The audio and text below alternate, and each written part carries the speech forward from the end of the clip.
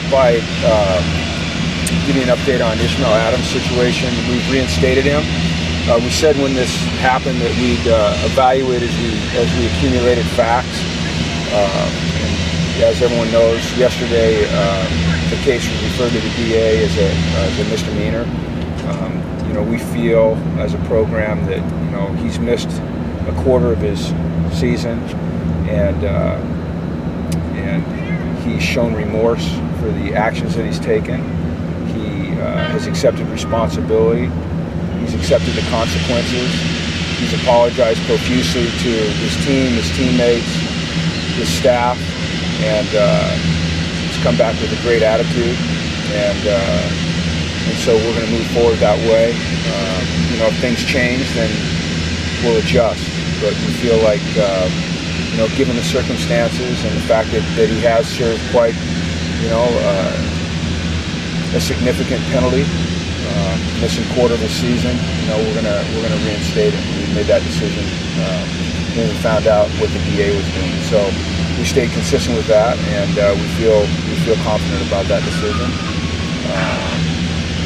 Good practice this morning in preparation for Arizona. It's going to be a heck of a game. They're a tremendous team. They put up 77 points last week. We know how explosive they are on offense. They they play great defense, and I'm not sure the status of Wright, but certainly if he's back, that just makes him even more formidable on defense. He's a great football player, but they've got other great football players. It's going to be an emotional game, and we're going to get ourselves ready to go in there and play our best. So that's about it. How ready do you think Ishmael is to play? I think he's ready to play. I don't know if he can play a whole game, but he won't have to. I think Ishmael's always been a guy that's kept himself in shape, but football shape is different than running around the track or running 40s or backpedaling against air shape. But I know one thing: he's taking care of his body, and he'll do all he can to be ready to go. You want him to jump into special teams immediately too? Well, we'll see. I mean, we'll evaluate it through the week and see where he is with regards to return game and playing defensive back. But we'll just have to see as we get closer to the game, where he is mentally and where he is physically. What's the status of Fabian Mora? Fabian is out for the year. Fabian has a Liz Frank injury and is having surgery today. How big of a blow is that, losing him for the year? Well, he's a 3-year starting corner, and a great player in my opinion, and an NFL corner without a doubt. And that's coming out of the mouth of a guy that coached NFL corners for a living for 20 plus years. So I feel pretty qualified to say that. It's a huge blow. You lose Eddie Vanderdoes and you lose Fabian Moreau. That's pretty significant. But that's part of this game, unfortunately. And as such, you have to take the mindset that, hey, the next guy's got to step up and perform, and everybody's got to, chip in, and it's got to be a all hands on deck mindset, and that's what we do. You're never going to go through a season unscathed. It's unfortunate for a guy like Fabian or any player really that suffers an injury like that because they've worked so hard, and I think your first thought is always towards the player, and then your second thought as a coach is, okay, now how do we adjust? And if you ever take the thought of woe is me, then you have some real issues, so we try not to do that. Does this change anything for Steven Johnson? Will he maybe switch to the defensive side? No. Steven Johnson is a slot receiver for us. I think that he's going to see more and more time. We really like what he gives us there. He's an explosive athlete, and actually trying to work him more and more into the rotation on offense.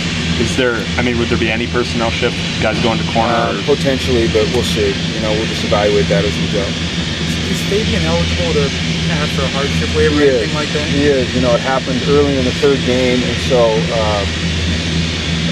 we'll apply for the red shirt, medical red shirt, and early in talking to him this morning, that's what he wants to do. How did Randall look at corner when he was playing that a little bit on Saturday? He did fine. You know, considering that he really hasn't worked out there. You know, he knows his defense so well, and he's a tremendous competitor, and he stepped in there and he did well. You know, now I don't know if we'll put him out there or not. You know, it's we're still working through that. You know, obviously, you know, you could find out about Fabian last night. It shakes you up a little bit, and you know, you're scrambling just a little bit. Now, we had thought there could be a potential that, you know, he'd be out, maybe he wouldn't play this week. So we had plans. I just didn't want him to be this permanent, obviously. So. Against Arizona, both times you played them, or 2012 and 2014 games. You guys had a lot of success, and those were the two lowest yards per play that Rodriguez has had since he came to Arizona. What kind of made you guys have success those times? Oh, I don't know. I didn't know that. That's an interesting fact. I think we just played well. You know, if I'm not mistaken, we're both of those home games. Yeah. I don't know. I mean, we just probably tackled well. You know, you've got to tackle well against a team like Arizona because they're dangerous in space. In the open field, they're athletic and they can make you miss. And so you've got to tackle well. You've got to.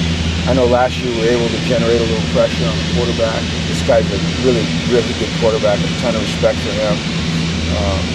I think it always just comes down to, you know, executing the fundamentals and playing with effort and playing hard.